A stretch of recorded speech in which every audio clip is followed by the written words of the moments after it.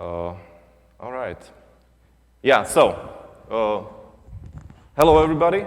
Thank you very much for showing up and waking up so early and coming to my workshop. My name is Peter Mindek. I'm from Nanographics, and this is Making Music with Math. So, let's start with some basics about sound. Sound is a wave. You probably heard that, right? What it actually means is that when there is some object in air and it vibrates, it starts moving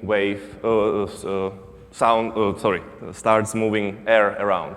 So here we see some air particles and some things. We make it vibrate, and then it'll be pushing these air particles away and sucking them back. You know, air is elastic, so when you push it away, then it comes back afterwards. We can make a little bit more of these particles so you can see better how these waves actually look like. So sound waves are lateral waves, which means they move in the direction, or they oscillate in the direction as they are traveling. You know, so unlike light, which goes like this, the air goes back and forth. We can highlight some of the air particles so you can see what they are actually doing. So notice any single one particle, right? It goes back and forth away from and back to this sound source that we have there. So they don't go anywhere, right? So sound isn't like some particles, you know, going from the sound source to your ear. They stay at the place, right? What moves is the wave. It propagates. You can notice here in a corner, I put a little scale so you can imagine how fast sound goes. So this is how much sound goes in 1 second. It's 340 meters. Or if you want, 3 football fields. So that's just for your kind of imagination how fast sound goes. It's much slower than light, of course, but it's still pretty quick. So now, you often, we talk about sound and you often see sound. I also put this little sound wave at the beginning. So what does it mean? And how do we actually hear? So what our ears are doing, they're detecting air pressure. So here, I mean, you can see the pressure because I made these particles with the additive blending, right? So if you see more of them, it's brighter. If you see less of them, it's less bright. So when it's bright, there's a higher air pressure, right? So what our ears are doing, or microphones are doing, in one point, they are measuring essentially the air pressure, right? So we could put a measurement tool there, and this is the current air pressure in that very spot, right? And what we can do, simply we can plot this value over time. And that's those sound waves that you see, all the visualization, whatever. So these are basically plots of this air pressure over time. As I said, the sound waves, they are lateral, so they don't actually look like this, right? It's just much easier to understand the waves if they are plotted as if they are going perpendicular. So we will be using this kind of plot a lot in this seminar or in this workshop. So just for what does it mean if it's like that. Another thing, so this is how it usually looks like, right? I can play something and then you can see these waves over there. This is basically a short window, in this case it's 10 milliseconds, of the sound that you currently hear, right? Another way to look at sound, though, is through the frequency domain. So this is a time domain. It means that you can see how, some value changes over time. But what you can also take a look at is are the frequencies that are in the sound. So you might have heard that sound has many frequencies in it. What does it mean is that, well, there are two concepts that are kind of in play here. One is the way how we physically hear things. Our ears, they don't care about this time, signal. They actually detect different frequencies. You have different cells in your ears, which have little hair on them, and these hair are kind of waving, sending signals to your brain. And each cell has different frequency that it can pick up. And also, another thing is that there is this thing where any time signal can be represented by a series of sine waves, which is this Fourier transform thing. And that is what we are actually seeing here. When we do a Fourier transform of this signal, we will see these frequencies over here. So And you can also do the inverse Fourier transform to go back. So this is a simple way how to switch between these two domains, and then you can visualize them, look at the sound. So if let's make a sine wave. It's not so easy.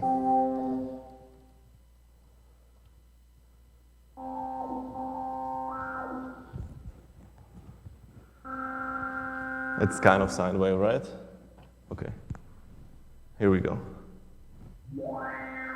It's still not a sine wave. What's going on here? Let's call it good enough. No, it's not good enough, seriously. Yeah, there we go. So here we see a sine wave, and here you see the power spectrum of it, or like different frequencies on one axis and how loud they are on the other axis. If I play a sine wave, it's just one, right? If I play two of them, you see two of them, right? So this is what it basically means. We'll be also looking at the other plot a lot. By the way, you can stop me anytime. If anything isn't clear, please stop me, ask me a question, so that we can all progress, that everybody understands everything. Anyway, so with that done, let's take a look at sound. Let's start like this. So as I mentioned, these different frequencies, they're all sine waves. So you can take a bunch of sine waves, put them together, and you have any sound that you wish. But let's first take a look at a single sine wave. It has several properties. I mean, this is very basic stuff, right? You probably all know that, but it's always kind of good to see that in relation to sound. So this is a simple formula which kind of generates this sine wave, and we can use such a formula to generate sound as well. We just have to use the frequency of it, which is this f over here, high enough that we can hear it. We can hear all the frequencies from 20 to 20,000 hertz, and hertz means that the sine wave goes up and down several times a second. So if it's 1 hertz, it's go up and down. It has one period in 1 second, right? Then you have an amplitude of it, which is how high it is, and that's what we perceive as volume. The higher amplitude, the louder it will sound. Here, the amplitude is basically you just multiply the sine wave with some constant, right, or some number. So here you can see what you change by changing the A, right? This is what you change by changing the F. That's the frequency, right? So if you do it more often, you will have higher frequency, and also your sine wave will look more squished. And the last thing, which is also kind of interesting, is phase. A phase, it's you just add some constant into the sinus, and that's where the sine will start. So these are the three properties we kind of have, and we can change them. We can change them also over time, and this is called modulation. Modulation is very important for synthesis, and it means that you modify a signal by some other signal. Modify, I mean multiply, So here we have some examples. When we modulate the amplitude, for instance, let's say here it's constant, it's 0.3. You see my mouse? Yes, you do. And here it's, let's say, 1, and in between it just gradually changes. So this is what would happen to your sine wave, right? With a frequency modulation, also very kind of intuitive, right? You have lower frequency, let's say 700 hertz or something, then you have 1,600, and in between it gradually changes. So this is what would happen to your sine wave. Now the phase is kind of weird. Let's say we have phase 0 here, phase 10 here, and here in between these two lines it gradually changes. And it looks like it changed the frequency. That's kind of weird, right? We can also revert it. Let's take a look at the other way around. So with the amplitude, it's, clear, right? You have a sine wave and then gradually gets smaller. With the frequency, the same. It's kind of squished and then gradually gets wider. And with the phase, again, it's weird, right? Phase here is 0, here is -4. The sine wave looks the same because we just shift it. But while we are shifting it over here, the frequency seems to be lower, right? We can actually take a look here and hear how it sounds, right? So that's the sine wave. It doesn't do anything. It doesn't do anything. Okay, so it's very silent sine wave, but you can hear it, kind of, right? And when we modulate the amplitude, see what's happening? That makes sense, right? Now, if we modulate the frequency, that's what happens, right? Also kind of intuitive. Now, what happens if I modulate the phase? Weird, right? It sounds like modulating the frequency. But yeah, think of it in these terms, right? The phase is basically just the position of a sine wave, and we are kind of going through the sine wave, and if I'm moving the phase while it's going on a sine wave, it just goes faster, which means the frequency is higher. So if I change the phase up, the frequency will go up. If I change the phase back, the frequency will go down. So essentially, for our purposes, frequency modulation and phase modulation are essentially the same thing if you're modulating with like a sine wave, you know? And that's also important, and it will be important later. Anyway, just one thing that I also want to kind of define this term of harmonic, because we will be talking about that a lot. So just so you understand, this is a sine wave, and so it has some frequency. Harmonics are sine waves which have integer multiples of that frequency. So here we see like a first harmonic, it has, you know, or you know, this is, let's say, 0. Now this is first harmonic is the wave that we start with, and the second harmonic would be that you have 2 periods in one, right? So it's just when I'm talking about harmonics, what I mean are sine waves with integer multiples of that frequency. Now, this is kind of, I don't know, like super outdated example, but I like it, so I put it there.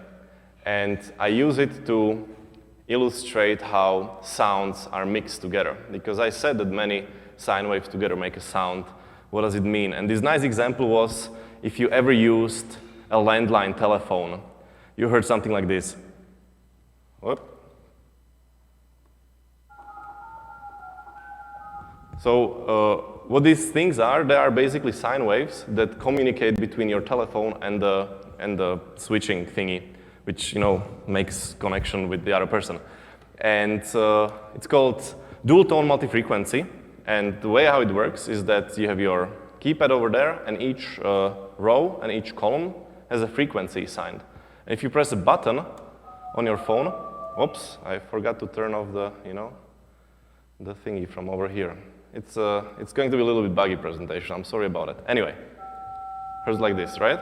So what happens is that you take the frequency from the row, from the column, and you play them at the same time. And you can see that on a power spectrum, right? It's 2 sine waves. And how you do that practically is you just add these sine waves together, right? So you calculate one sine wave, the other one, and you just, you know, sum them. And that's it. That's how you mix sounds, how you mix signals, right? And in this particular example, it was, used, you know, for a practical purpose, so that, you know, you cannot just whistle in a phone and then you dial something by accident. So they use these 2 frequencies that have to play at the same time. And since we have this ability to switch between the time domain and the frequency domain, it's very easy to decode which frequencies were there, right? So when I play this, you know, the signal seems kind of messy, but in the power spectrum, in the frequency domain, it's very clear which frequencies are we hearing right now. Yeah. So I kind of, you know, am unprepared, so I'm skipping a lot of things. But one thing that I also want to talk about, and I kind of didn't, let's go back here for a second. And that is like how exactly this works, you know, not how exactly, but so that just that you get an idea, you know. Fourier transform is it's a continuous thing, but here we are working with a digital signal, you know, it's sampled, it's just a couple of numbers. So what we have to use actually is a discrete Fourier transform, right? And the way how that works actually is that you have to take some small window of sound, right? So for instance, the one that we see over here, right? And then you take that signal and that piece of signal and then just run, you know, fast Fourier transform on that one, and that's how you get your current power spectrum at that time, because, you know, sound changes. It's not always constant. Right? It always changes, so you have to do this all the time. The problem with that is, you know, if you just cut a piece of signal at the end, it's not continuous, right? And so what would you actually see is something like, give me a second, please. Is this. you know, you would have a bunch of frequencies there that are actually not in the signal, but since we are just cutting the sine wave, you know, let me do it like that so that you can actually see better. You know, I cut it somewhere, you know, and the beginning and end, they don't align. And this misalignment, you know, the Fourier transform would interpret as, you know, it's in a signal. And that's where you get all these weird frequencies there that are not supposed to be there. So how do we get rid of them? We smooth it, you know? We can smooth it. Let me do it like this.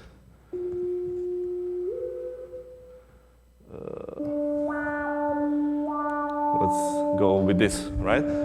We can use such a smoothing function, you know? So that at the end, it's, you know, it's just going to 0, and that will basically get rid of all these frequencies because our window is then continuous, you know, and then we can just run the fast Fourier transform on our smooth signal. So that was just, so that you get an idea how these things actually work. And let's continue. All right. Anyway, so harmonics, this, and then, okay, let's now come to, you know, how do you actually make nice sounds with a synthesizer. And what synthesizers are usually doing is that they take some sound waves that they construct mathematically, and then they modify them with some modifiers. So very basic, you know, very start of the sound synthesis is making different sound waves. Sound waves. Sine wave, you already heard, you know, it is pure tone. But there are much more interesting ones, and one of them would be this sawtooth wave. So the way how it works from this equation, I mean, it looks complicated, but what it is basically, it's just a sum of several sine waves, several different harmonics of the same wave. So this is your fundamental, and then you take several harmonics of that fundamental and add them together.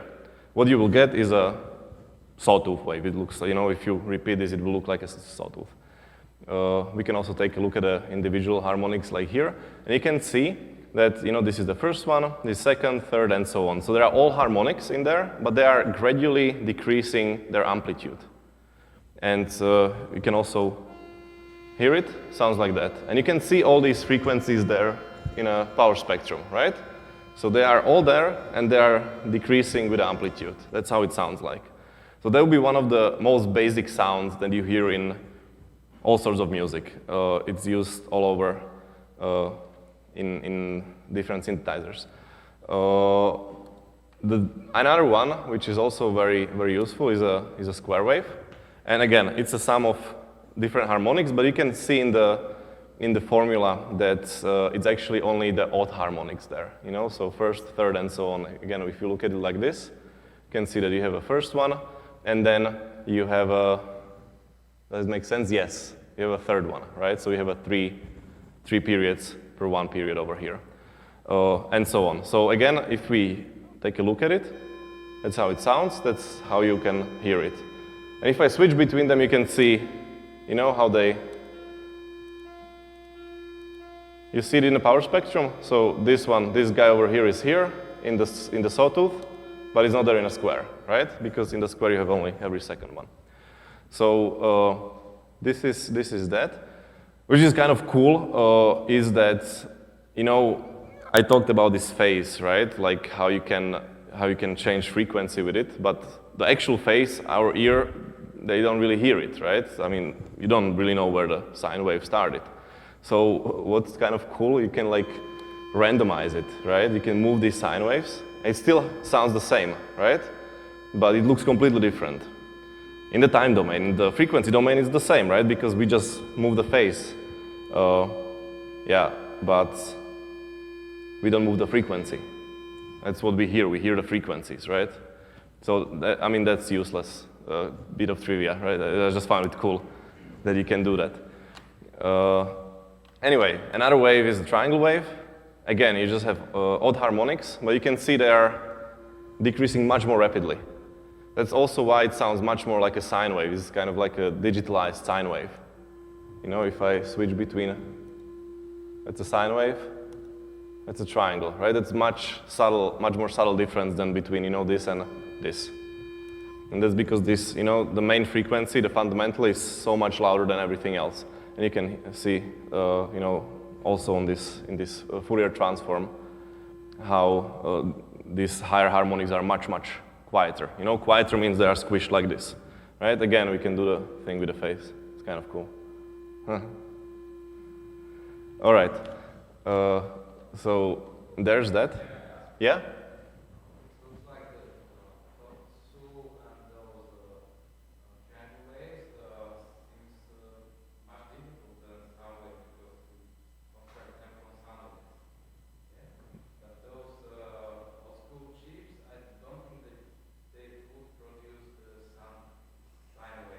Exactly. We will come to that. It's a very good point. Okay, so it's more difficult to produce sine wave or to do so? Oh, depends on what, right? If you are on a computer chip, of course, it's easiest to produce the square wave, right? I mean, you just go and you just put either 1 or 0, right? You just go for the half a period, put just 1, 1, 1, 1, 0, 0, 0, 1, 1. But that's a different thing. So this is this is the mathematical expression of the what am I doing? Yeah, of the square wave. But truth to be told, if you want to actual square wave, you would have to have infinite of these harmonics. They never end, right? So that's why it's also kind of wavy here, because we didn't add enough harmonics. If we would add more, it will get more like a square wave, right? You can see it here, right? It gets, if I'm removing the harmonics, it gradually gets more and more wavy, right? So it's just the mathematical formulation, but we will see later. I mean, I always say this, but why that's important. Yep?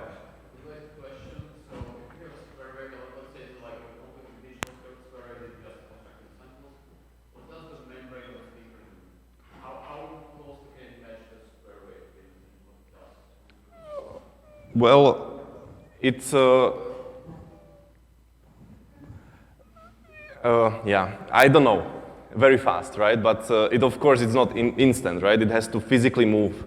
So because of the momentum, it almost smooths out the square wave, even if we... It does, yeah, of course, but it does so like quickly that you usually don't hear that. So sound in computers are usually sampled at like 44,000 hertz, which is like twice as much as you can actually hear. And so it's much faster than you can detect. So it takes it some time, but it's negligible for us. But we will get to these digital ones later, right? So let's just quickly look at a couple of others, which are kind of cool. So there was a triangle. This is like asymmetric triangle, a super complicated formula. But, sorry, what you can do with this formula, you can actually change the slope of it, So it's this little W parameter over there that we are modifying. Forget the formula, doesn't matter. You can look it up, right? I just want to illustrate, that things can be made from sine wave. This is how it sounds like, by the way. You hear the change? So like we are now gradually getting more and more to more interesting sounds. You can also see in a power spectrum, right, what it actually does. The fundamental state stays the same. Only thing that changes are these harmonics, and that makes this change in the sound. Anyway, so this is this one, and the last one, which is basically, square wave, where you change the width of it. Again, complicated formula, doesn't matter, but if you change this W parameter, this is what you will get, and sounds like this.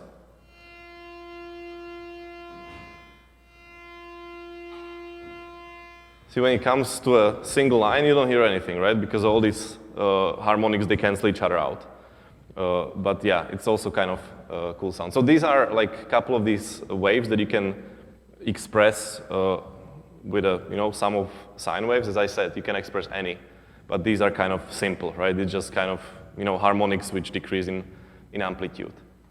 Yeah, so that's that, and let's now get kind of to what you guys were mentioning. And it's all kind of related to anti-aliasing and aliasing. So what's aliasing in sound at all, right? How does it make sense? Let's take a look. So imagine you have this sine wave, right? Which is the changes in air pressure, which are continuous, they're analog. And so you can have a perfect sine wave. What computer does, it cannot process analog signal. It has to digitalize it, which means that we would have to take samples of it. In regular intervals, we will just measure where the sine wave is. What that would do is that the computer would actually work with such a signal. You know, this is what a computer sees. It doesn't see anything else. It doesn't know that it was a sine wave. It just has this set of samples and plays that back. You know, so the membrane in the speaker would be moving. You know, it would be high, then it will be lower, and then be 0, and so on. Right? It still does, you know, sound good enough if you make these samples, you know, frequent enough. So as I said, typically it will be like 44.1 thousand hertz or 48,000 hertz, sometimes even more. So that's what computer does. Now, let's see what happens if we are increasing the frequency of the sine wave very slowly, okay? So we are always taking the samples at the same times, right? So we cannot move it like this, but you can see what's happening to the wave that computer sees, right? It's getting really kind of rough, all the way up until here. This is where we are sampling in the half of the frequency of the sound. It's called the Nyquist frequency, and it's very important, because if you want to reproduce any signal, you need to sample higher than that. If you sample exactly that, you know, sometimes it works out like in this case, but imagine that you would move the phase a little bit, right? And you would end up here. So if you're sampling exactly the Nyquist frequency, you are not guaranteed anymore to be able to reconstruct the signal. So you have to sample higher. Now, let's take a look what happens further if we are increasing the frequency even more than that, beyond the Nyquist frequency. It looks like the frequency for the computer is getting lower, even though we are increasing the frequency of the sine wave. How come? Well, because we don't have enough samples, right? We are sampling here, we take 3 samples per 1.5 periods of a sine wave. And so for the computer, it looks like we actually have a, you know, lower frequency sine wave. For the computer, there's no way to tell that this was actually higher frequency. So if you have a signal that you sample at certain sampling rate, and it has a frequencies in it which are higher than the Nyquist frequency, which is half of the sampling frequency, it will reflect back into your spectrum, and that's aliasing. So once you get aliasing, you cannot get rid of it because there is no way for the, you know, to tell from the sampled signal if that was actually there or not. Let's increase it even higher because I have a button for that, so why not? So you can see if we are further increasing the frequency of the signal, the frequency of the sampled signal is getting lower all the way up until here, where we are sampling at exactly the frequency of the signal. You know, there it doesn't even make, you know, difference if I change the phase or not. It's always going to be, you know, always the same point, so you can hear nothing. And if you increase the frequency even further, again, it goes down. So it goes up and down, right? Yeah, so that's that. What can we do to fight it? Well, you know, we can take more samples. But that's not always possible, right? So if we take enough samples so that we have at least one, or more than one actually, for a period, we can reconstruct the signal. It's very ugly, but you know, we can tell that it's a sine wave. So that's aliasing. And the question is, what can you do about it? And the answer is nothing. So once it happens, you cannot do anything about it. However, what you can do, you can prevent it from happening in the first place. So imagine that you would generate, as you asked, you know, these sine waves digitally, you know? So you just send ones, then you would send zeros, then you would send ones, then you would send zeros. What you would have infinite amount of frequencies. So it would look something like this in a frequency domain, right? They would go infinitely forever. However, you are sampling this, right? So you are just sending this one every, you know, 44,000 of a second. So, you know, all the frequencies above the Nyquist, they would not be represented in your signal. They would appear as aliasing. And actually, let's hear it, because that's always better than just looking at the things. So I prepared this little example where we can see here a sawtooth wave, right? Let me just switch back to this. Yeah, so we have a sawtooth wave, right? It's like this, and it's generated digitally. So you know, we just increasing the value, and then we drop. So it has infinite harmonics in it, and this is how it sounds like. when we're increasing the frequency continuously. You see that? You hear that? Like scratching. That's the aliasing. And we end up with this. I mean, it's not even in a signal. Now we are at 22,000 hertz. You shouldn't be hearing anything, but you hear aliasing. Right? This is how it's supposed to. I will play it once more time without me talking into it so we can actually hear it.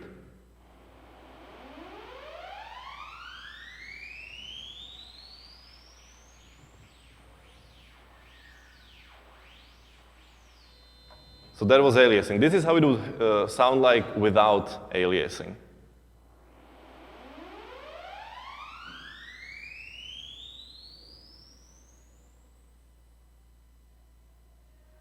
See, it goes up until, oh, there is still something. I mean, nothing's perfect, but you cannot hear anything, right? You couldn't hear the aliasing there. And so, going back here. So, yeah, as I said, once you get aliasing, you cannot distinguish it from a signal. There is no way to remove it, because you don't know which frequencies, were originally there or which not. So what can you do about it? You can, well, increase the sampling rate, right?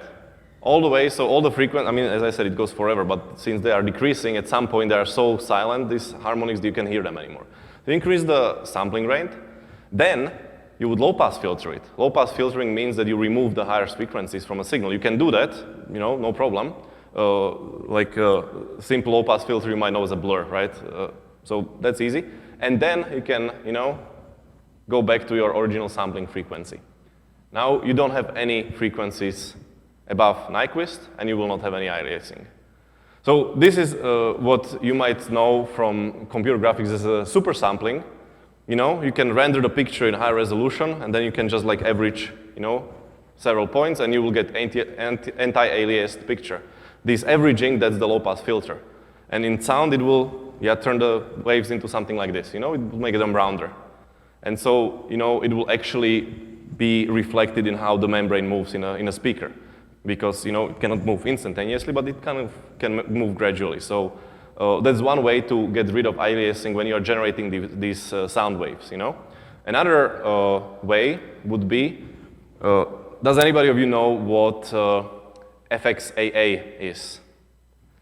The fast approximate anti-aliasing. You take a picture, you detect edges in it, and you blur the edges.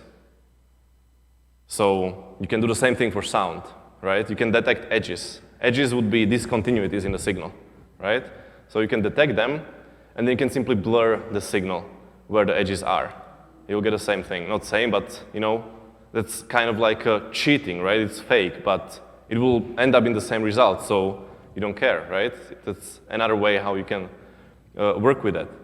And the third way how you can deal with this aliasing, which is exactly what I did in the scene that I was showing you before, you can generate the waves, mathematically, and you just stop generating them when you hit the Nyquist, right? So you just make a bunch of them, but all the frequencies that are above Nyquist, they will be removed. And removed. They would not be generated at all, right? You just stop your for loop. You can take a look here. So you can see it's not the perfect sawtooth wave, right? When I play this again, you can notice how at some point the sawtooth wave would start losing harmonics, and they will be removed from there. Check it out.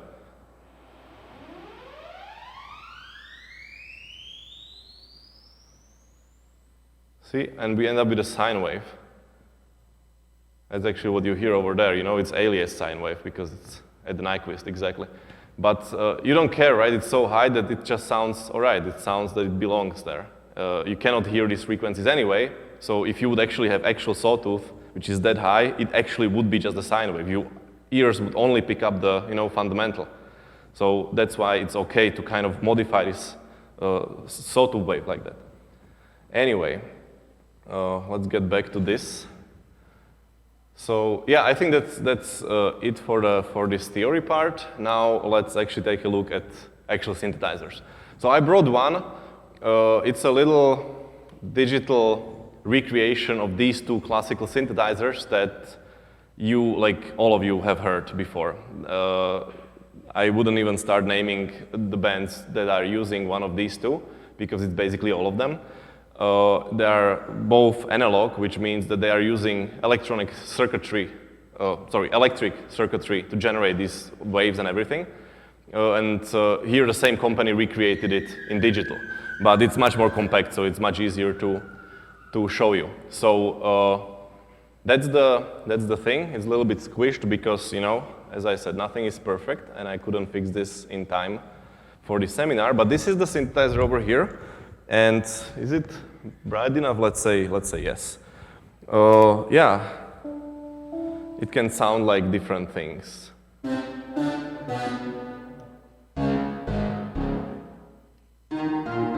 Yeah, so it has a lot of presets, but what's interesting for us are actually all these dials that are there. I can highlight them a little bit for you so you can see better what I'm doing.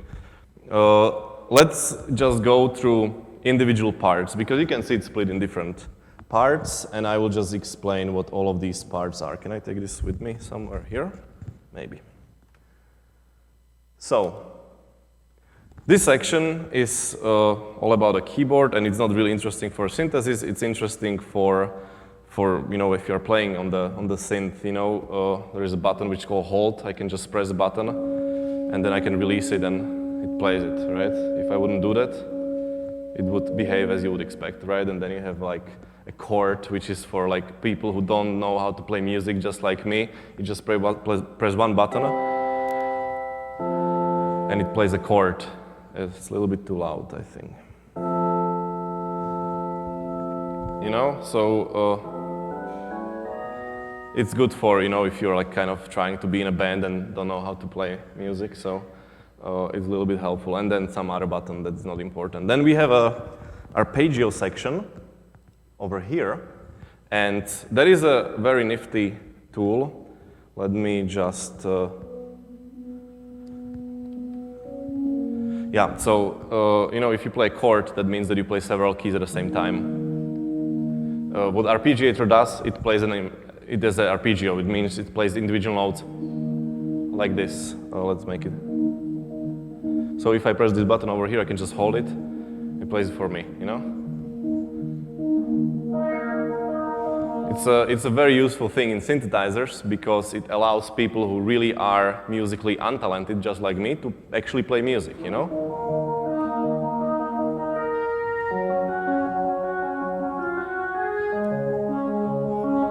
It does it for you. It's very rhythmical, right? Because if I would try to do that, I wouldn't be that rhythmical. So that's arpeggiator over there. Then we skip this one and we go to the, yeah?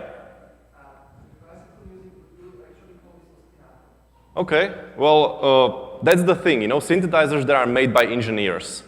So originally, I'm sure they understood music to a very high degree, but they were engineers, And so they gave names to a lot of things by, their understanding, which is probably faulty, just like mine, right? And they kind of like, yeah, that's kind of like something, it probably has something to do with arpeggio, right? So let's call it like that, and it was a cool word. And that's why it's in every synthesizer ever you will find, it will always be called arpeggiator, right? And that's why every electronic musician that you will talk to, they will call these things in their songs arpeggios, right? Yeah, it's because engineers came up with that, right? Anyway, so this is the oscillator part, and yeah, actually, it's a little bit, let's fix it. Anyway, so you have several oscillators in this synth. An oscillator is basically a little module that generates these waves. So you can have a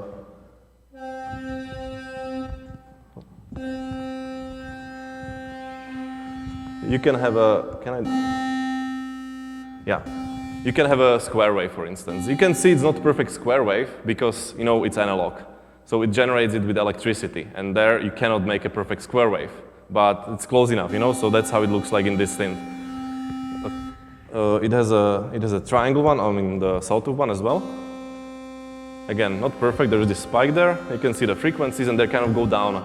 That's the anti-aliasing, right? They didn't want to generate all of the harmonics, so there it goes down, see? And then you have another one, which is a square wave 1 octave lower. You can play them together. Yeah, so that's the oscillator section, and you can do different things, like you can move the width of this thing, just like we saw before.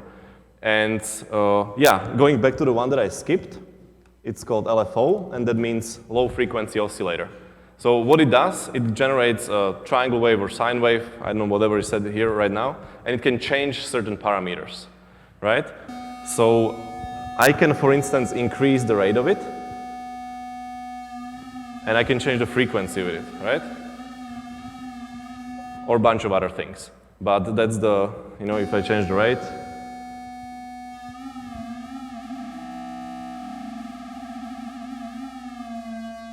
it changes how fast, you know, does it change the parameter. So that's a low frequency oscillator. Also, LFO, you will see it on every synth, right? It's always called like that. And it's very often present in synthesizers because in music or in generating sounds, it's very important that these sounds are kind of alive. They move, they change over time. Because if they are static, they are just as boring as all these sounds that I'm playing for you. You know, it's just bzzz, it's nothing. So usually when you want to make a nice sound, you want to change something, you know, over time. And LFO is, you know, the best tool to do that. Okay, now we come to the next part. We start maybe with this one. And that says, yeah, it's a little bit misaligned. I'm sorry about that. It says VCF, which stands for voltage controlled filter. And that's your filter. It's a low pass filter. What it does is, let's make this stop. What it does, it filters the high frequencies, right? So we can do this. And you can see in the power spectrum that you are removing the frequencies from the top. And you can also see in the time domain what happens. It's like the signal gets kind of blurred, and you can see it even better if we show the signal as this pressure, you know? I told you that that's not very common or useful way to do it, but in this particular case I think it's pretty useful to have it like that, so let's try if we can do that. Yeah.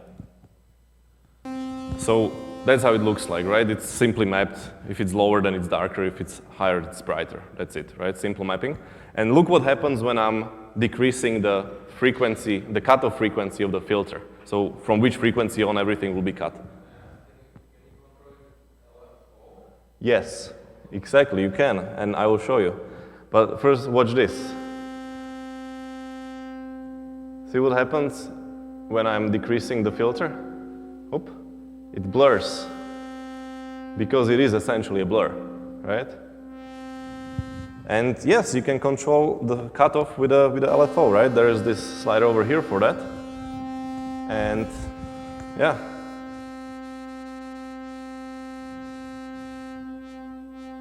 See, it goes up and down. So that's one useful thing to, you know, use the LFO for. Yeah, another section over here that I also skipped was another filter. It's a high-pass filter. So what it does is it cuts from the bottom.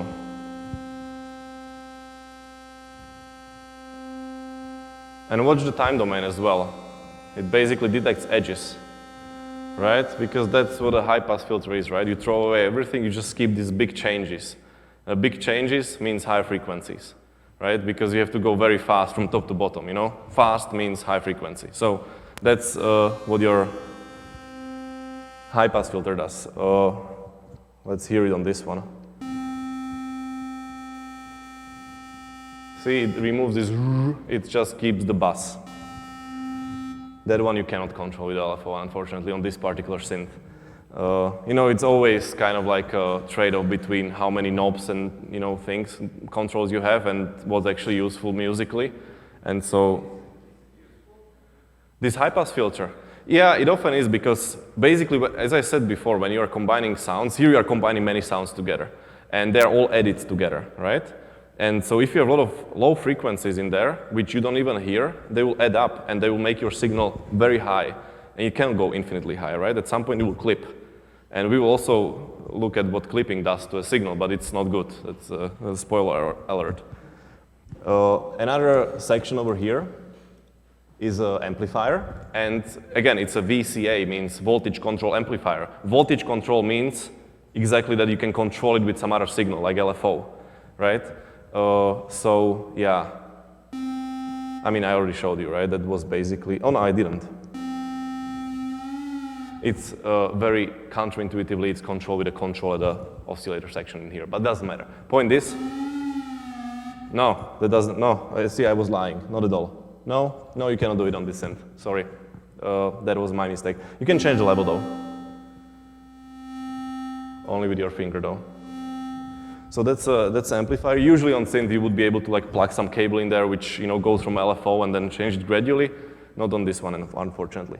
And the last section, that's musically I think the most important one. It's called envelope. And it's so important that I even put a separate camera just for that one. Yeah. And of course it's out of place again, so we'll just move it here. Anyway, what the envelope does, it's a signal generator, which generates a signal over time. And let's see if we can actually see that signal. Looks kind of like this. It has 4 parameters, and these 4 parameters are controlling the curve. The first one is a attack, and that is the duration of how fast does the signal go from 0 to all the way to the top. So it's this first section. It's called attack.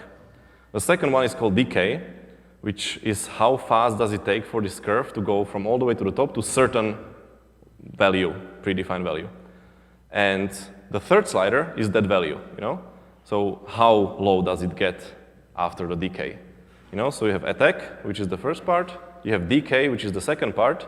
Then you have a oh man, I'm blanking on this one. Sustain, thank you. You have a sustain, which is the level, the amplitude of it. So it's not the duration. And this duration, I should maybe have said before what it does. But anyway, the last one is the release. And that's a duration of how long does it take to the signal to go from the sustain all the way down. Now, this is most commonly used to modify the amplitude of the generated signal. So the volume of it. So this is how the volume changes over time. It starts at 0, it continuously goes all the way up as much as it can, then it decays to the sustain value, and that sustain value will be held while you're holding the button down. And then when you release the button, it will for some time sound and go all the way down. Listen to this. If I basically make it like that, sounds like you would imagine. Now let's add some attack to it. Oh, that was too little. Do you hear the difference? It goes from, instead of brr, it goes like, right? So that's attack. The second section, the decay, only works when you decrease the sustain, right? So let's put it like this. It will go, let's just forget about the attack for a bit, okay? So it will start all the way to the top, but it will decrease to a certain lower level. Don't really hear that, but if you make it more drastic,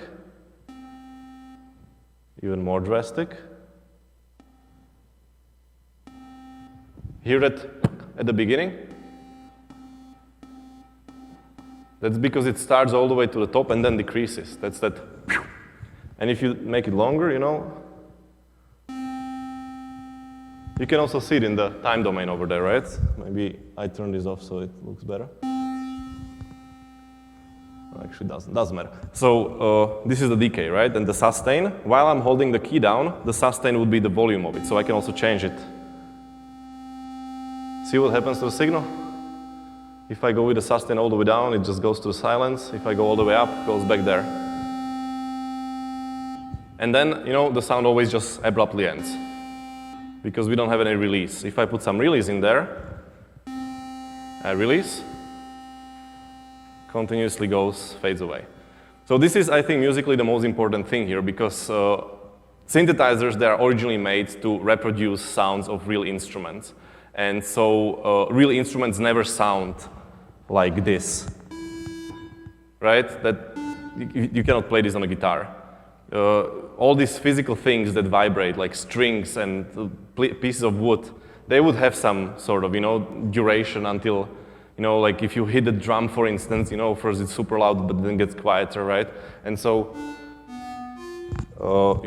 this is not an example of a drum, but it can sound much more musical when you use envelope on your amplitude. You can also use the envelope on your filter, for instance, right? So let's turn this off, and let's just use it on a filter instead. Let's do that.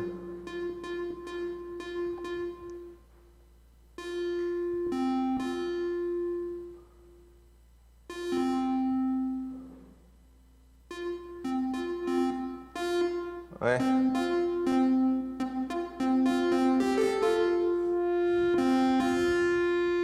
Do you hear how the sound changes? It's like the nature of the sound changes over time. It's like,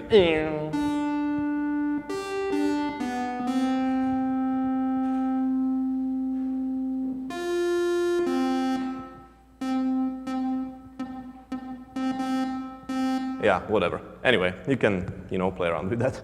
And yeah, a last section over there. I mean, again, it's just a little gimmick of this particular synth. A lot of synth have that as well. It is a sequencer, which means you can pre-program it. These buttons, they are notes that you can like pre-program which notes does it play, and then you just push start.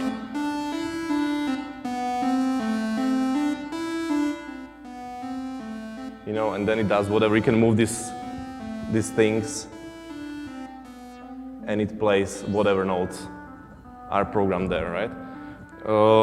I kind of forgot to talk to you about this kind of guy, which is part of a filter, and it's pretty actually useful. It's called resonance, and it actually amplifies the frequencies around your cutoff frequency of a filter. So let's go back to the power spectrum to quickly show you that. Let's say that I play sound like this, and I have a low pass filter, right? So you can see approximately where is the cutoff frequency, where there's nothing above it. And the resonance is amplifying those frequencies in that small range around there, so I can go like,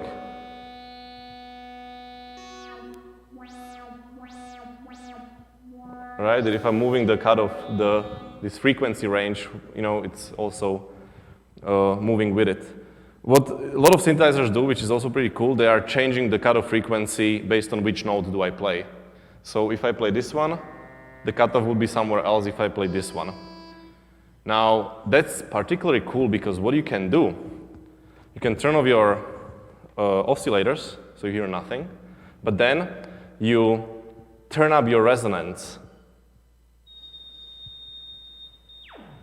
which will then pick up the noise naturally generated by the synth. And if you turn the resonance all the way up, it will amplify those frequencies around your cutoff, and you will hear it as a sine wave, right? And since the cutoff changes with your note, you can play your filter. And I'm saying this because this is one way how to generate a sine wave. You can use a filter, you can use a resonance frequency of a filter, and then you can play it, which is kind of cool. Yeah, so that's synthesizers. That's my little demo here. And yeah, I think now we can get to the coding part really quickly, no? So if you would open your shader toy and go to the Common tab. As I said before, we have this one function called song where we can code something. And I already made some of these oscillators for you. They are, these two, saw and square, they are a little bit anti-aliased with whatever algorithm. I will not get into details of that now because we're kind of short on time already. But they are there. And the way how they work, it's basically a function where first parameter is the phase, the second is x, that's basically the time, right? It's your x coordinate, and then it's a frequency. So if I would go here, and I have to return from this function a vec2. I asked before, but I ask again, is there anybody who never worked with like GLSL? Okay, cool. So it's just GLSL, right? So it returns a vec2, and the first element is the right ear, the other one is the left. And so, yeah, if you return the same number, then it will just play the same thing in both ears. So here we are playing this sinus. But what we can do instead, we can play I don't know, saw. Right? And the saw has the parameters, the phase, the time, and the frequency. So we'll put a time in there. And do you have to multiply it by 2 pi? No, you don't, because it doesn't use sinus. So you say, let's say, we say 0 phase, doesn't matter now.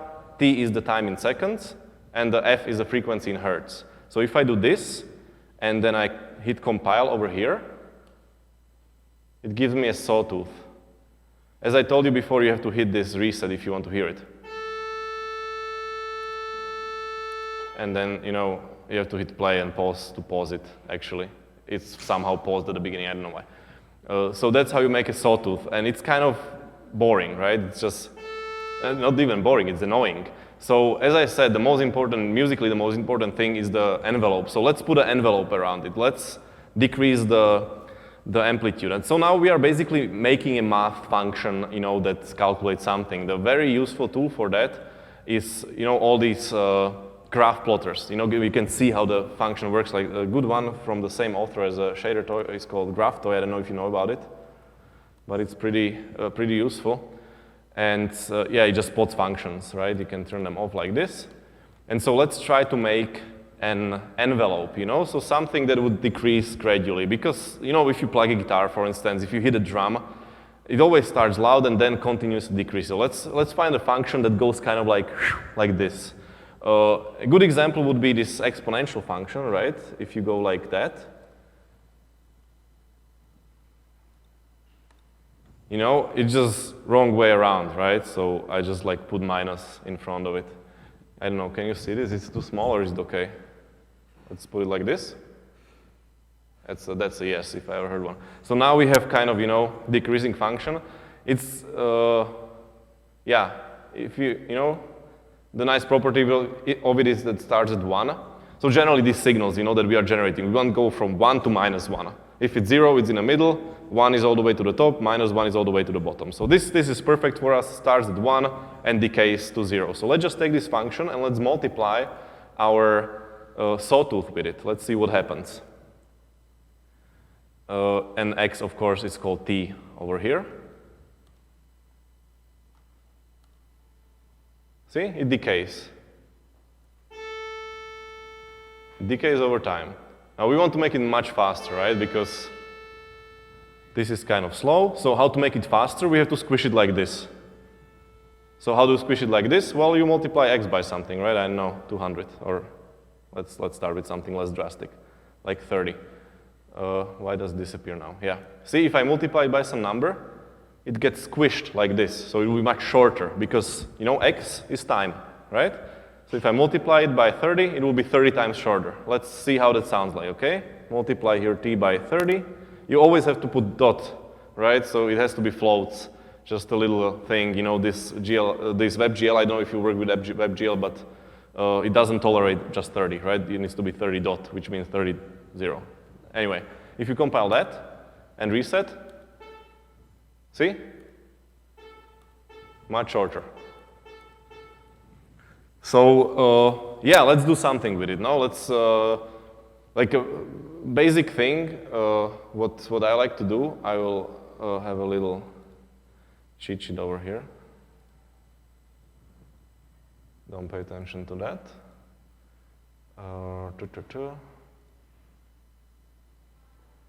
Just so that I don't screw up. Anyway, let's try to make a kick drum.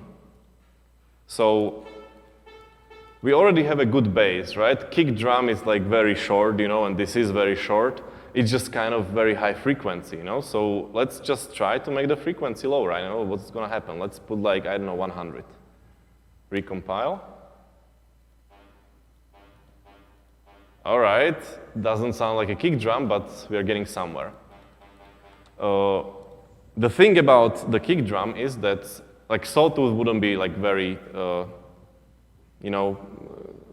representative of what it sounds like. You know, if you think about it, if you hit a drum, it's a membrane, it kind of waves like this. So we should rather use a sine wave. I will use a triangle in here because basically it's the same thing. You cannot really hear it if it's so short. So let's see what happens if I just change this to triangle. I think triangle has different parameters though. It doesn't have a phase in here and doesn't have the frequency in here. That's a pity. Yeah, I should have made it the same. I didn't. So what are we going to do? Well, you simply multiply the t by 2 pi and by frequency. You know, 2 pi because I'm using the same thing as a sinus here. Is this clear why I'm multiplying this by 2 pi right now? I take that as a yes. And then you multiply by frequency, you know, and then you just have one parameter, that's time, right? And see what happens. You know, you have a triangle. Okay, it's pretty silent. Can we make it louder somehow? No. Maybe here. No, maybe here. No, interesting. Ah, I know. No, I don't know. Give me a second. I have to orient myself in here. Well, I can't make it louder, so what I do, I just multiply this by like 10. There we go. Okay, so now what happens with a drum though, when you hit it, the membrane vibrates at some frequency, but as it slows down, the frequency will be lowering down. So what we can use here is a frequency modulation. We can put, you know, an envelope to the frequency so the frequency gets lower over time. And we can do that by taking this thing over here, and we can put it in the frequency over here, you know, so the frequency gets down as well. I have no idea what's going to happen, to be honest. Let's just try. You know, this is a lot of experimentation. There. It's kind of like a drum, you know, and then we would tweak the parameters forever. But since we don't have time, let's call this, you know, that's our drum. Now, it's not very interesting to just like press this button all the time, right? You would like to hear the drum in some pattern, right? So how do we do that? Well, as I said, you know, this is kind of like a continuous signal that is generated. At the beginning of it, we have this drum, and then we have nothing, right? So how about we take this time, and we, you know, do the modulo on it so that it repeats, you know? So it doesn't go from 1 to 2, 3, 4, 5, it just goes like from 0 to 1, from 0 to 1, from 0 to 1, and so on. So what we can simply do is we can modulo the time. And since we have the time here several times, I think the easiest way to do would be to make a function for this drum over here. So we just take this and put it in a separate function, okay? We call it kick. As a kick drum, it just takes t as a parameter. Oop. And returns whatever we had there before. Let's just see if it works. So I just put here kick, and I put it t as a time parameter. Yeah, it's the same thing as before. Now, instead of t, let's put a modulo there. Right, and let's put 1. So it will now hit the kick drum every second, hopefully. I don't know, I suck at math. There we go. Let's make this a little bit faster maybe, but you know, like, just so that we don't get lost in too many numbers and stuff, let's actually calculate the BPM of the song. So BPM is beats per minute. It's how many beats do you have there per minute, and yeah, that's usually how, you know, speed of the song or the tempo of the song is like defined in at least electronic music. And let's just say, I don't know, like I'm just looking up how much did I use before. Okay, let's make something pretty fast. 180, let's say. You know, that's really fast. And then let's calculate, okay, so we have to transform this now into our seconds, right? So let's calculate beats per second, which will be beats per minute divided by 60, right? And so you have beats per second. And then what we want to really calculate is the duration of, 1 beat, right? And so that we will simply do by 1 divided by BPS, right?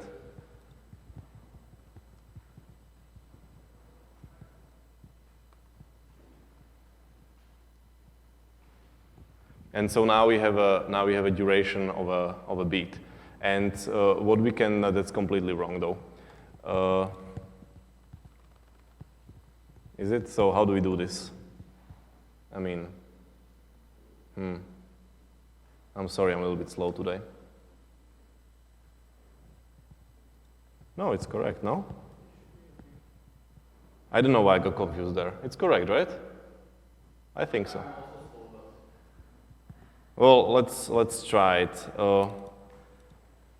Let's actually make it like, see, this here comes where I have no clue about music, but I think actually beat is like, or something is like 4 of something, no? Like there is a measure, there is a beat, I don't know. Which one is which? You know probably, right? You sound like you know.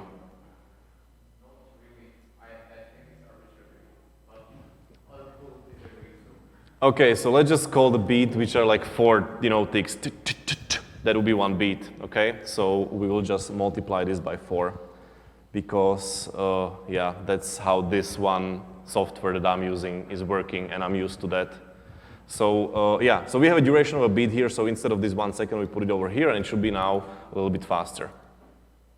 It's not, it's slower. I screwed up. Why did I screw up? Who can tell me? Bar, that's a cool name. So if I put this to 1, what happens?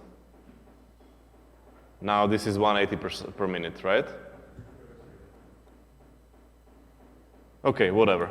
But we can control it in a certain way. I mean, it's not, whatever, intuitive, but at least it will be uniform. Anyway, so we have a kick drum, like let's try to make this basic rhythm, something.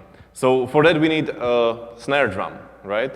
So something a little bit brighter, a little bit higher. That's those drums with a mesh in it. Like when you hit it, there's this metal thingy. And I don't know. Let's try to make a new function. Let's just copy this kick. Let's just start with that one, and let's just call it snare. And let's put it here. And I'll just I'll cheat and I'll take a look what I did before. Okay, so. For the snare, it has this metal mesh in it, right? And when you hit a metal mesh, it's like a lot of frequencies, and so we will simulate it with noise. Noise, I already put a function here that generates noise. It's just random values, Let's quickly hear how it sounds like, because I don't remember, frankly. So when I put noise here and I just put T, let's see if it sounds like noise. Oh, it sounds like nothing. Why is that? Maybe I have to multiply it by something? No, I don't see anything anymore. Maybe I have to multiply this T by something. Oh, we are getting somewhere. All right, okay. Yeah. It's not perfect, it's just like very, very simple, some simple formula over here, which I copied from the internet. But it kind of sounds like a noise, and we'll just need very short amount of it, right? So we just multiply it by some number. Let's say this one.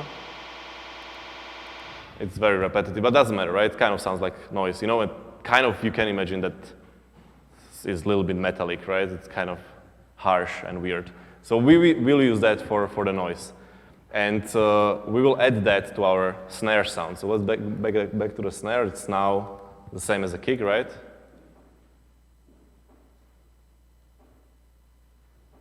Yeah. Okay, and we will just add some noise to it. Let's see what happens. Of course, we want to, envelope our noise as well, so it doesn't sound all the time, but just for a very short period of time. And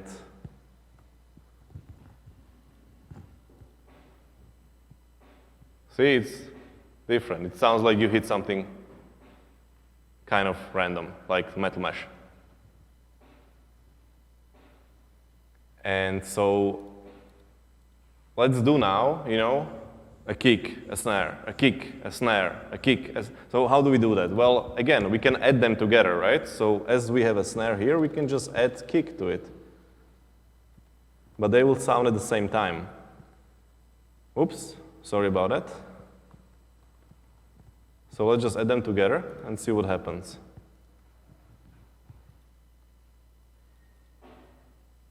Yeah, they sound together. So we'll just offset one of them, half of the bar. And our bar, which I call beat here, let's call it beat, so that we are consistent. We just add it to the time. We just offset the time by half of the beat, right? So what happened, it will be first snare, then kick. Well, let's put kick first. I don't know. Doesn't matter, but I like it better like that. Hear the difference? And now you have like a very simple beat. Now, let's add hi-hat. Like usually when they go on drums, they go on. So let's add hi-hat. Hi-hat, again, it's just a piece of metal, right? When you hit it, it's very short. So essentially, we can just use the snare, but make it shorter. Let's see what happens. So let's make another function called hi-hat.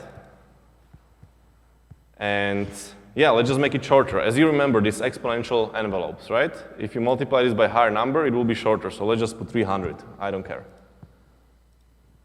Let's hear how it sounds like. Let's just add it again to the signal. And let's make it, twice as fast, so that it goes on every kick and every snare. So how do we do that? Well, we either multiply this by 2 or divide. I don't know. I don't want to think, so we'll just try.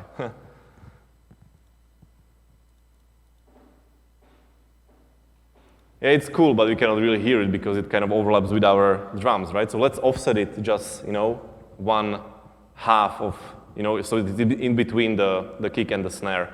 And actually, while we edit, let's just make it, always at the kick, then in between, then on the snare, then in between, then on the kick, so we just multiply it by 4. No, maybe I should divide it by 4. I don't know. Let's first do it, and when it works, I will explain to you why it does work. No, yeah, it works like this. And why do you have to divide it by 4 and not multiply? Yeah, it doesn't matter. It works like this, right? And that's it, right? So yeah, we know why. Because it's a duration, right? Beat is the duration. So we want to have a duration of this whole, thing 4 times as shorter. And this is the second parameter of the modulo. So we are doing the modulo 4 times more often, right? That's why divided by 4, not multiply. This is how I always program. I just guess, then it doesn't work. Then I do the other choice that works, and then I try to figure out why does it work. You shouldn't do it like that, but I wouldn't blame you if you do, because I do, and yeah. So we have a simple beat, right? Now let's add some, sounds to it. We already have a couple of oscillators here. We have this, this sawtooth, this square, triangle. So let's start with a saw, it's kind of a classic. So let's just add a sawtooth. The sawtooth, again, has this phase as the first parameter. Let's just keep it at 0. And then it has the time, and then it has the frequency. So I always keep putting 440, and that's because that's like this A, this guy. That was an A. That's an A, right? That sounded the same, right?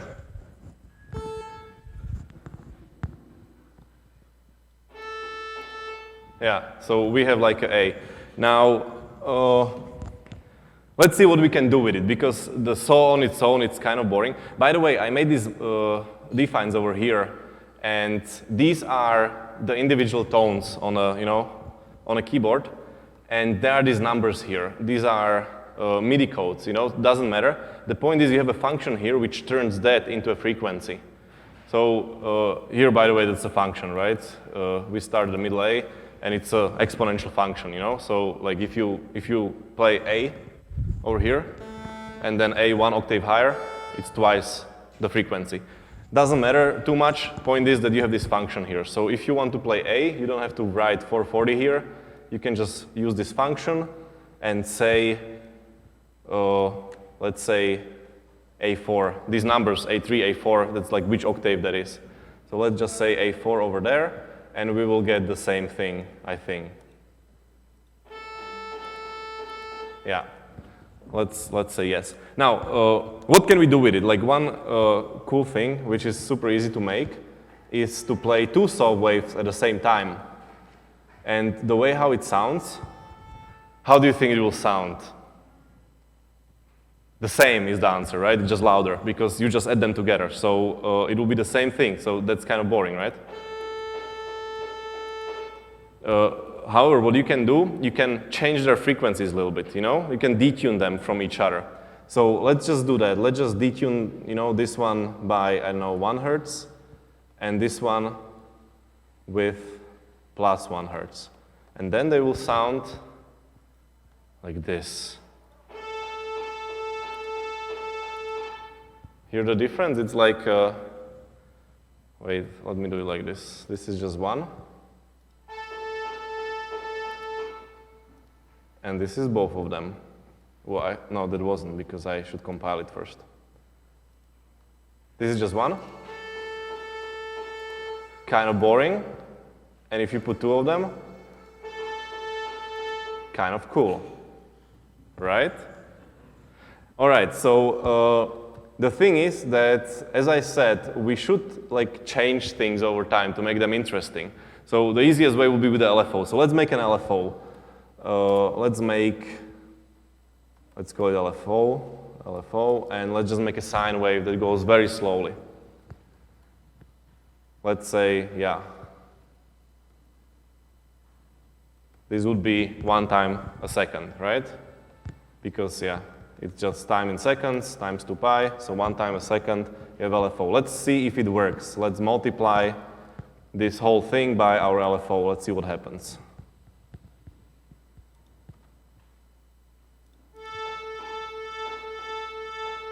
It goes up and down once a second. So that's too much. Let's make it 10 times slower, right?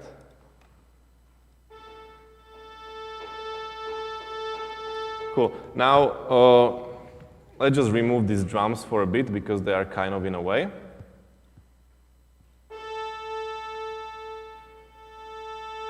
Yeah, that's nice and all, but also kind of, I don't know, doesn't work so much. So let's use this LFO for something better. How about we can try this detuning thing with the LFO? Or, as I mentioned before, you can just change the phase with a sine wave, and it will change the frequency as well, right? So how about we take this phase thing and put an LFO in there? Let's see what happens. I have no idea. It does something. Let's see what happens if I modify a little bit more. Now you just go -1 plus 1. How about we go -10 plus 10?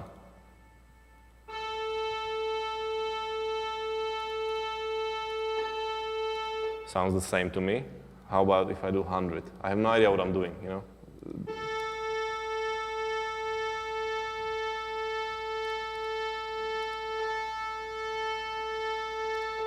I think the problem is that it goes too slow. Let's make it faster. Let's see what happens then.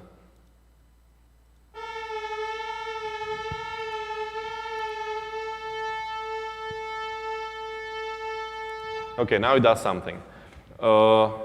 Yeah. Anyway, what about, I don't know, so, we let it play something, because now it just plays 1 tone, and that is kind of, again, boring. So what we can do, we can, play different note on different beat. So let's just define an array of notes. Let's put 4 notes.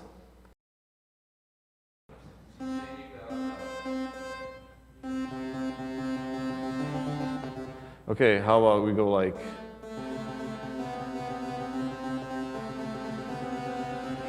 Okay, let's do that now. I don't know, whatever. So we would go like A3, C2, C2, yeah, whatever. B3, C2, C3, C2. How many is this? 8? 1, 2, 3, 4, 5, 6. And then, so what can I do?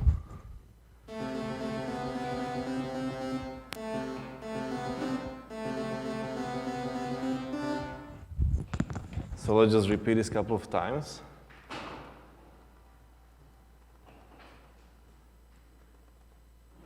I don't know, you know, let's not make it complicated. Let's just make this again. And is this 16 now? Oops.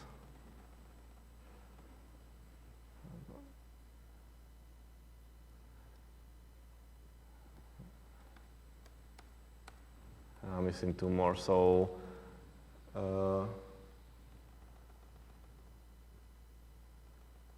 let's just make it 1 more. I don't know. Let's just, you know, we will hear how it sounds like. If it sounds stupid, then we will just change it. So we have 16 notes for our bass line.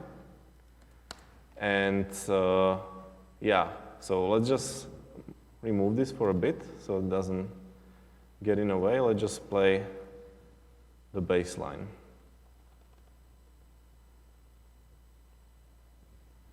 And so what do we need? We need to change these notes to bass, right? So we have a different array now. And we want to go from 0 to 16, you know? So like this. And if I would play it now, there is a syntax error because there is a plus, which I forgot.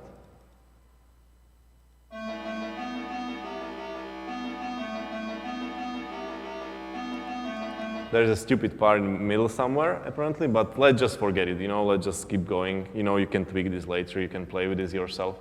But what we want to do, you know, we don't want to have this computer sound, right? We want to make it a little bit more musical. So let's put an envelope, you know? As I said, this is the easiest thing to do to make the notes more musical. So let's take our square and let's multiply it again by such an envelope that we use in a hi-hat, for instance, right? So let's put it over here and let's see how it sounds like. Again, you know, we have to make appropriate time. You know, here we just use T, but we cannot just use T. We have to use whatever we're using over here. So we have twice the beat, and then we make 16 notes in these 2 beats, right? So it's 8 beats, 8 notes per beat, right? So how do we do 8 notes per beat? Well, we do modulo, beat, and then divided by 8. Everybody understand why we are dividing it by 8? Let's wait to see if it works, then we will actually explain it, okay? It's a little bit too short, right? It's as short as the hi-hat. So let's change it to make it a little bit, okay? Sounds all right to me. Let's see what will happen if you make it even shorter, longer. It sounds all right, no? Let's make it 1 octave lower.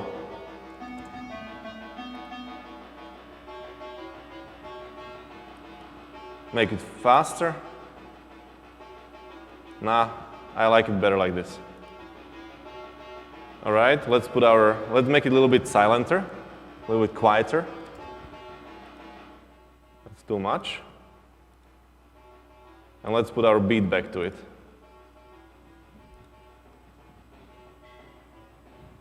There we go. Let's add these sawtooths. It's probably not going to fit together, right? But let's try anyway. Let's see what happens. I just, you know, add them together. No, doesn't. I mean, it sounds like programmer music, no? Like music made by a programmer. Anyway, you know, bless you. If I hit play, we can see that I always forget to hit play, but we have something. Okay, let's see what else can we do. I don't know. Let's just remove this this thing for a while. That's, you know, doesn't really fit so much, but like how about we try to add some melody to it, you know? We have a bass line that's pretty, I would say that's pretty solid. Let's just add some melody, you know, some high notes on top of that so that we have, you know, full range. So again, how do we do that? We start with making an array of our melody. Let's make, I don't know, who wants to tell me? I don't know. Like, I don't know, like we go like,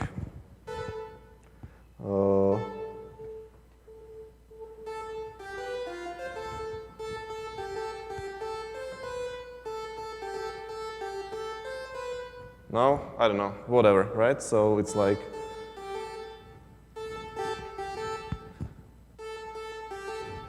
let's start with that, right? So that was like, whatever, I will see later how long it's going to be. So I'll just keep it like this for now. And you know, bass line is regular. It's just the melody we want to have some spaces in between. So let's make 0 a space. I already put it in here in this function over there. If you enter 0, it will just return 0. You know, so you have 0 frequency. So you just multiply whatever you know pushing there to 0, so it will sound like nothing. So we can just use 0 in our array as a pause. So what did I do there? Like. So let's say A4 space A4 space. And then, like, what's before A? Like, seriously, what's before A? I have no idea. Huh? Thank you. G4, and then again A4. So we have 1, 2, 3, 4, 5, 6, and then we just put 2 spaces in there, okay? So we have 8. Do we? 1, 2, 3, 4, 5, 6, 7, 8. Okay, so we have 8, and we will let that play over our bass. So let's, I don't know, let's use this saw again. Let's actually use both saws. I think it sounds pretty cool. So let's just copy this. And we will just play with the envelopes a little bit to make it nicer, right, for the melody. So here, we use our melody in both. I will, for now, put it like that so that they are aligned, so we are putting the same thing in each. Yeah, and so, again, we have 2 beats over which our bass line goes, and we have like 8 notes, and let's make that in 1 beat. I don't know, so let's just put this here for now, and we want to go from 0 to 8. Okay, so we have 8 notes in there, and let's see what happens if we do this. Exactly, you're right. We're missing the plus. That doesn't sound right, does it? Okay, let's find a problem here. Just we'll remove this real quick.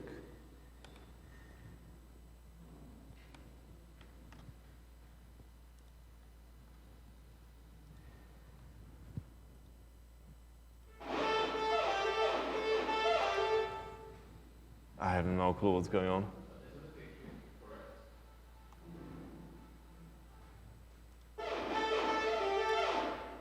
Maybe this is just too drastic, right?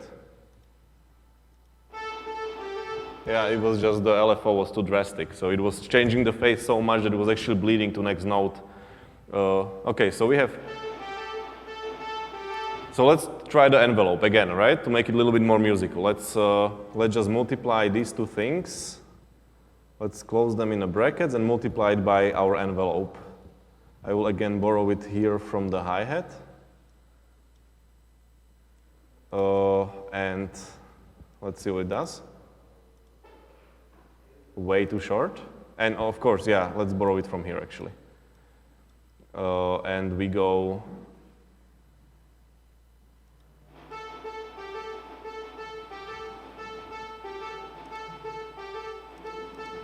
Let's think for a second. So we have 1 beat and we have 8 notes. So this should be correct, yes. So what happens if I do it Shorter? Nah, it's too short, right? Like this?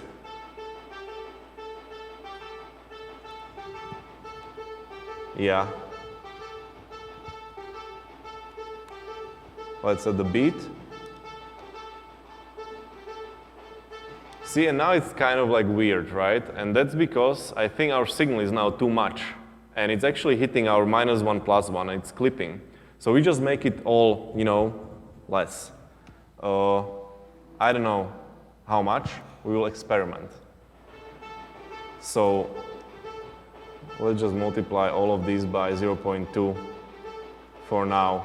If I multiply all of them separately, I have basically like a mix pult. I can just change these numbers and change the loudness of all the channels. Yeah, it's better. It's too silent, I know. I mean, at the beginning I just multiplied by huge numbers so we can hear something. I don't know if I can make it any louder. It's a mystery to me. Anyway, let's just go with this for now, and let's just make like a, kick a little bit huger, like. And this can go a little bit up. Whatever, and let's add our bass line to it now.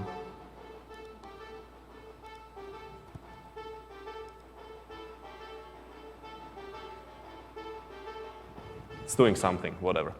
And yeah, I should be finishing now, so I don't know, Martin, can we have like a question round or something, a little bit? No, like, can I still go on a little bit because it's already after 10? Yeah, so, you guys say something. You ask some questions or something. How about it? How about we do a question round? Who has a question? Who want to say something or ask something?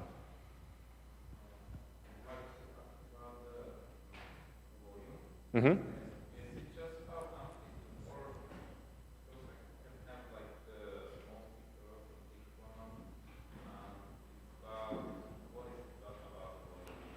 Yeah, so when we are talking about a signal, right? So our signal always goes from -1 to 1. And so that's basically the level that the computer is outputting, and then it goes into, usually here it goes into the amplifier, to the speakers. So the volume is modified on several places along the way, right? And so, yeah, if you have bigger speakers, bigger amplifier, it will be louder, of course, because inside of a speaker we have a membrane that goes back and forth, right? And if you have a bigger speaker, it can go more, it can push more air. So +1, -1, if you go sine wave all the way from the top to bottom, would of course sound louder on a bigger speaker than on a small speaker. Yeah, but for the computer it will be the same signal, but depends what you hook to the computer, how it's going to sound in the end.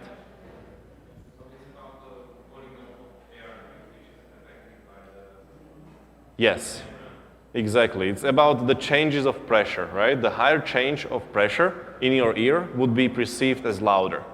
And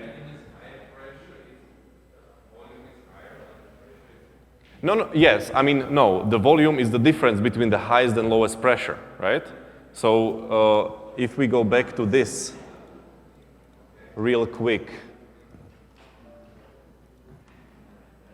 right? If you have, the volume here is the difference between the peaks and the valleys, right? So if you have higher, it's just measuring the pressure, right? So if you have higher pressure and then lower pressure, and that repeats, it will be louder, right? And that's just physical, how do you make this sound? If you use bigger speakers, it will be louder, but the computer will be outputting the same thing, same signal, right? Yep.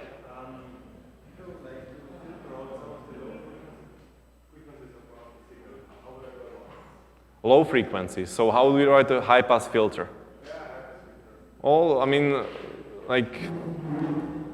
There are different ways. Like very easy way would be, to low-pass filter it and then subtract that signal from your original one. Then you have a high-pass filter, right? So that's like a kind of crude, quick way how to do it. In the other way, it's the same way how you do the edge detection in images or emboss filter, right?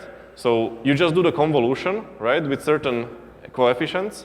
And if these coefficients would be like, for the blur, they would be like in the middle they will be high, and then they will be getting low, like Gaussian kernel, right?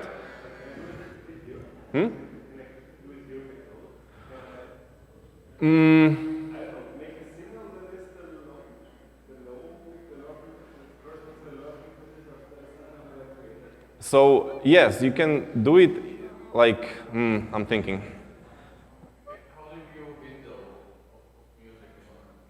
You would have to have some memory, right? So you'd have to have some array where you would store a couple of frames. I mean, here we are pre-generating everything, right? So you don't have to actually have, let's go back to the code quickly.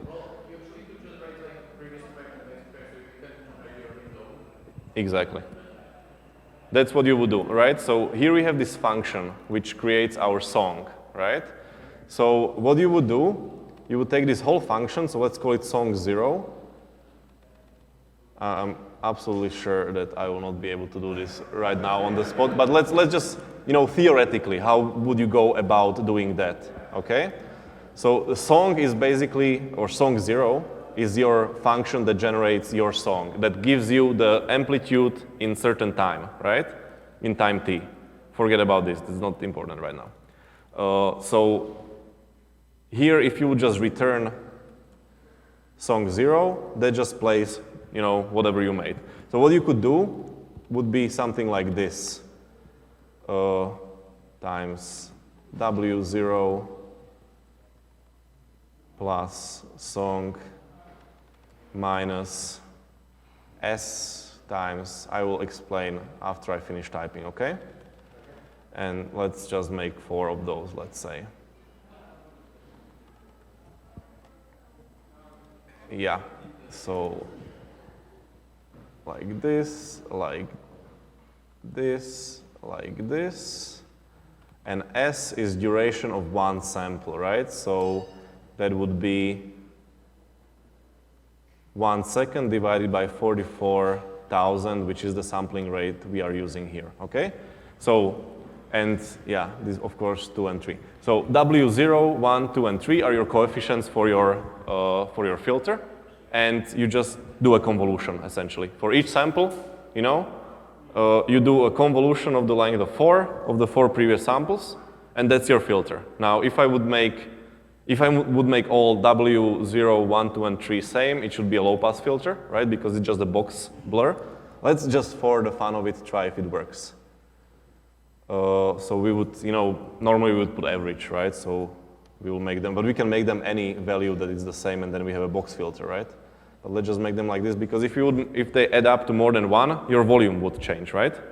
So if you make them add up to 1, the volume stays the same, and this should be now the same thing that we had before, but low-pass filtered. It's going to be embarrassing if it doesn't work. Oh yeah, because there is this thing.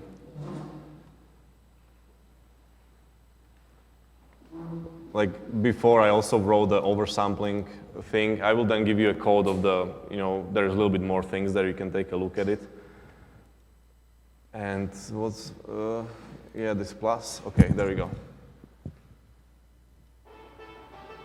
It sounds the same. How about we make this a little bit? Do you hear it? So I'm basically just, I'm cheating here, right? I'm not making a longer kernel, I'm just spacing it away, right? But it's okay, for such a... Exactly. But yeah, you heard it, right? And so the high-pass filter would be basically your signal minus this, right? So let's just try if that works. This is this kind of like approximation of that. So let's just put this in a variable, low pass, and then we would return song 0 at the time of t minus low pass, right? Do you hear it? If I just return the song? Do you hear the high end, the low end? And if you think about it, right? You take a signal, you subtract the low pass filtered one, you just get left with a higher frequency. You can also see it in the waveform. It's really spiky, right? And if I just do this,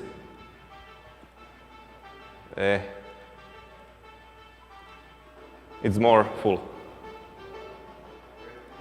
Yeah, so Any other questions? All right, you guys. So this is like, you know, my preparation for this workshop was that I wrote this shader, right? So I made such a song. So it's basically the things that we were talking about. There is this oversampling code over here. You know, so you can take a look at it if you want. You can play around with it later. I will put this URL here again, so big, so you can type it in your thing, and then you can, like, if you want to play around. So it's CDT, double-case, SD, and lowercase l.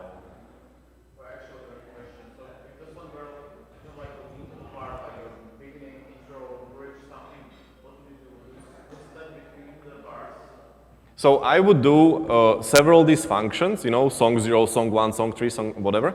And then, you know, I would take, let's say one part takes, I don't know, 64 beats, you know, and so then I would do modulo 64, like beat time 64. And then, you know, if it's 0, then play song 0, you know. So I would make a if else or switch statement, you know. But like, you wouldn't write music like this, right? Like, that's unpractical, right? We are just doing it in a shader toy because it's easiest to understand how these mathematics work behind it.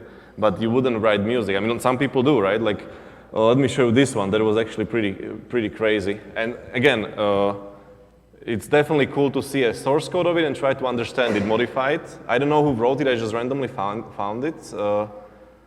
Shader toy sounds acid, I think. Like, some people, like, you know, I don't know nothing about this. I'm just here talking to you about it, but some people are crazy, you know, like, somebody made this. There you have a nice filter implementation with the resonance here. So if you just put this in a Google, you will find it, right? And then see, he adds different sections as well. You can see how he did that in the code, right? It's pretty simple, right? It's 200 lines. You have also nice kick there, right? So it's pretty cool. Yeah, exactly. I mean, the shader toy is made by a dude from a demo scene, right? So it's all kind of oriented that way. All right. If there are no more questions, I have one last slide. And that is, thank you.